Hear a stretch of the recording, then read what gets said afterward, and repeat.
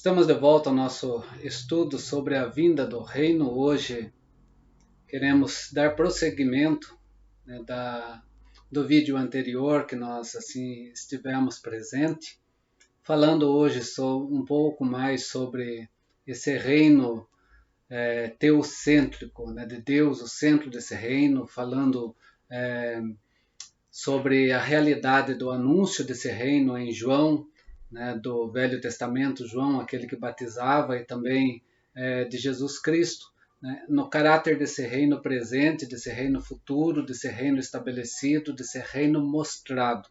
Nós prosseguiremos então hoje falando sobre isso, nesse caráter geral do reino dos céus, em João Batista, ou João o Batizador, e em Jesus Cristo. Reino dos céus, como já vimos na literatura anterior ao Novo Testamento, o conceito era caracterizado por uma diversidade. Conceito este que é uma ideia fundamental na pregação de Jesus, no anúncio de Jesus, com relação a esse reino na pessoa de Jesus Cristo, o Verbo de Deus, o Deus encarnado sobre a face da terra, resumindo também tudo aquilo que ele traz de ensinamento, da sua mensagem, com relação a esse reino, com relação à ética desse reino que nós vamos ter aqui em Jesus Cristo, para mostrar como nós, cidadãos do reino, devemos nos portar, devemos nos agir, e como nós devemos então aguardar também a completude desse reino de forma não só presente, mas de forma futura também, em relação à eternidade. Fatos indicam que o conteúdo desse conceito é um tanto complexo.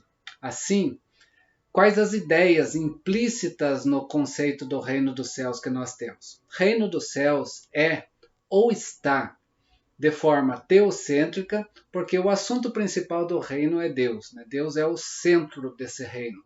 Esse reino é dinâmico porque ele não está parado, ele não está em repouso, mas ele está em constante movimento.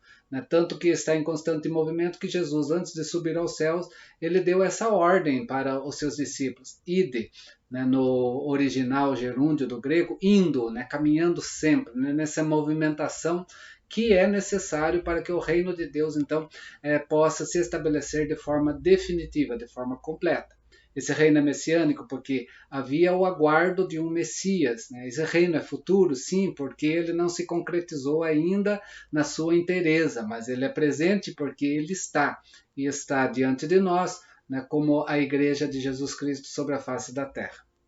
Então hoje, a nossa lição vai falar um pouco sobre esse reino teocêntrico. A expressão fica reino de Deus, essa expressão reino de Deus, que aparece algumas vezes no Evangelho de João, em Atos e nas cartas paulinas, mas ele está com mais frequência nos evangelhos sinóticos. Lembrando que os evangelhos sinóticos são Mateus, Marcos e Lucas. João não faz parte dos sinóticos. Porém, os evangelhos eles divergem no uso das expressões reino de Deus e reino dos céus. Marcos, ele usa exclusivamente reino de Deus. Marcos, que está falando aos cidadãos romanos. Lucas, que fala a gregos, também ele dá preferência a essa expressão, e às vezes ele usa apenas a expressão reino para esse mesmo assunto. Mateus, que está falando a judeus naquele momento, seu alvo, ele raras vezes emprega a expressão reino de Deus, como nós vimos na aula anterior. Por quê? Porque reino dos céus foi colocado, a expressão céus foi colocado para que não levasse o nome de Deus em vão. Mas o que nós precisamos ver, e aí nós falamos aí, Mateus, ele fala a judeus, então isso é muito propício, reino dos céus, mais do que reino de Deus, para esse público. Mas o que o reino de Deus e o reino dos céus tem é essa igualdade de compreensão de conteúdo que nós vemos nessas duas expressões. O que ocorre é a tradução, então, literal do hebraico Malcoet Isjamaim traz o uso fixo entre os judeus, tirando então o quê? O nome de Deus para não usá-lo em vão. Foi então o reino dos céus que João e Jesus, João, o batizador, e Jesus empregaram, né? E isso nós vemos então presente principalmente no Evangelho de Mateus, né? Por ele ser e ter como alvo os próprios judeus, né? Como leitores. Mas é fácil nós entendermos então porque Marcos, Lucas usam a expressão reino de Deus, pois o alvo dos seus leitores era romanos e era gregos, ou seja, eram gentios e não judeus. Jesus então pregou o reino de Deus, ou o reino dos céus, né? Pois ele via o quê? O grande futuro do reinado de Deus, sendo Deus o centro na pregação do reino. Por isso que a sua pregação, então, não foi sobre algum domínio geral eterno de Deus, mas foi sobre uma realização na história da salvação. Jesus queria dizer nisso, então, para os seus ouvintes e também para aqueles que viriam, né, nós nesse caso, que tinha vindo ao mundo para se revelar a si mesmo. E com isso trazer o que? A sua majestade, mostrando a sua majestade, o poder e justiças reais. Isso tudo presente então no reino de Deus ou reino dos céus. Por isso que a expressão reino dos céus ou reino de Deus é teocêntrica. Nós vamos ter Deus no centro desse reino, no controle desse reino de forma absoluta, de forma plena.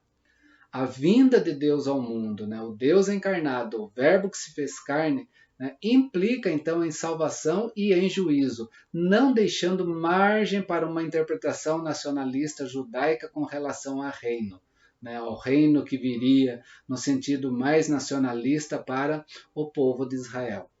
É Deus quem vem, né? Não é um rei aguardado ali da geração de Davi para, de forma nacionalista, colocar, né, a nação de Israel de volta ao seu apogeu. Mas é Deus que vem. Por isso que João, então, quando ele prega a chegada, a vinda do reino de Deus, ele fala sobre juízo. A sua pregação é moralmente determinada, né, numa expressão que ele vai fazer de chamamento a quem está ouvindo. Arrependei-vos. Né, o arrependimento. Por quê? Porque Deus, né, com o seu reino, vem para julgar o mundo, porque esse reino é teocêntrico, vem julgar sobre toda a terra. Na pregação de Jesus, nós não vamos ver diferença nisso, né? A vinda do reino traz a manifestação do quê? Da glória divina, a defesa dos direitos divinos também sobre a face da terra. Mateus capítulo 6, verso 9 a 10 vai falar sobre isso. Né? Lembrando que Mateus 5 a Mateus capítulo 7 nós temos a ética do reino, né? Desse reino de Deus, desse reino dos céus, que deve ser então vivida pela Igreja de Jesus Cristo. Portanto, meus queridos, é fundamental para a pregação de Jesus a revelação, então, de Deus, né, quando falamos em reino. Esse aspecto, então, teocêntrico estava presente no Velho Testamento, no fato de que Deus era o centro do reino. Mas é o Novo Testamento, que vem além de falar do reino, trazer, então, o quê? Algo mais, porque vai trazer a realidade da salvação nesse reino. Por isso, vai trazer o quê?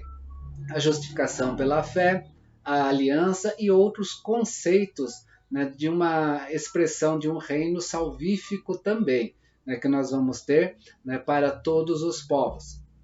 Assim, o Novo Testamento vai apresentar na esfera do reino de Deus, na esfera do reino dos céus, a história da salvação, né, empregando então o quê?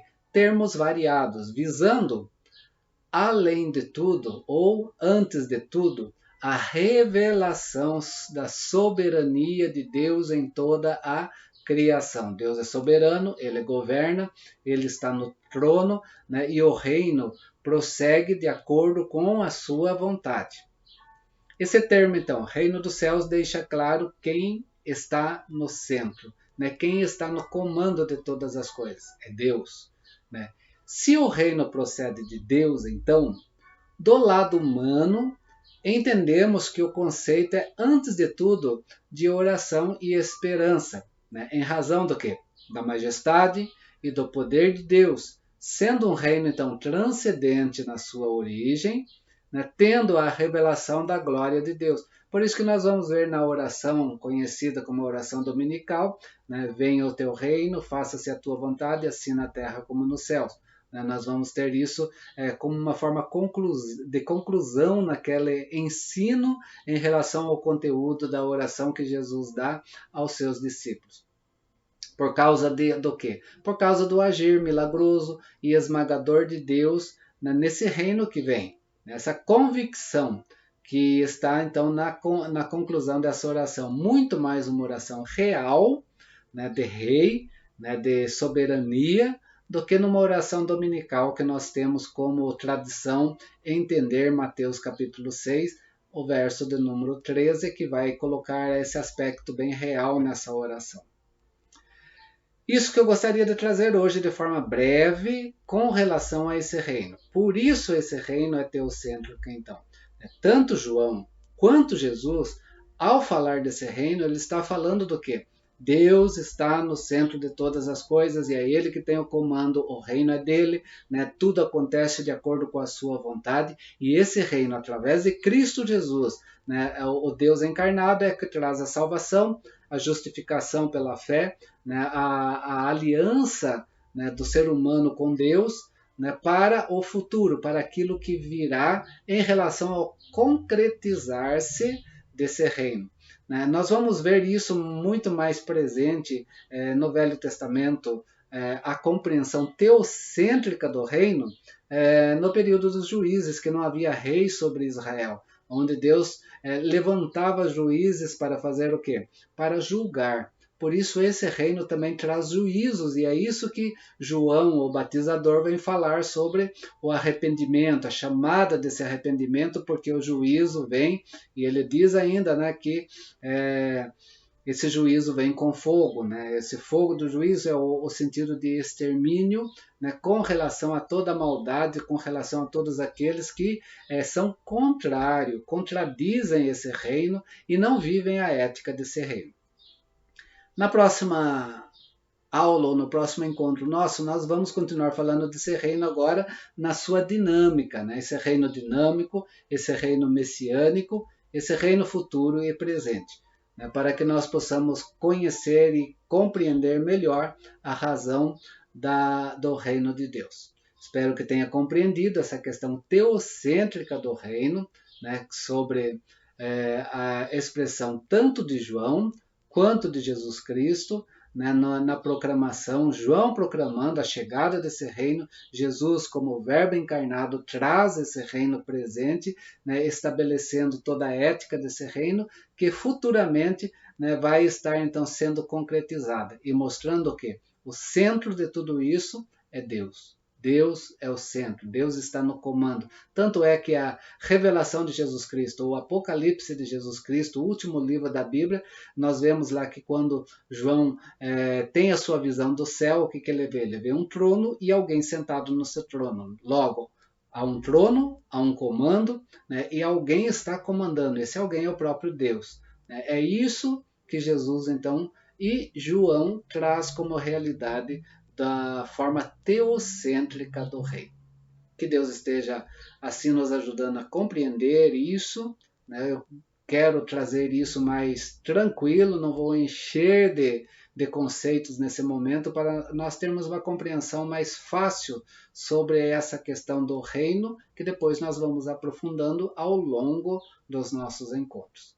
Forte abraço, fica com Deus e na próxima nós vamos estar então falando sobre esse reino dinâmico, messiânico, futuro e presente. Que Deus assim nos ajude e possamos compreender melhor o reino de Deus e entender nós dentro desse reino, nessa expectativa do retorno do Rei dos Reis e Senhor dos Senhores, Jesus Cristo, que vai entregar esse reino ao Pai naquele último dia, conforme diz a sua palavra. Fica com Deus, até a próxima.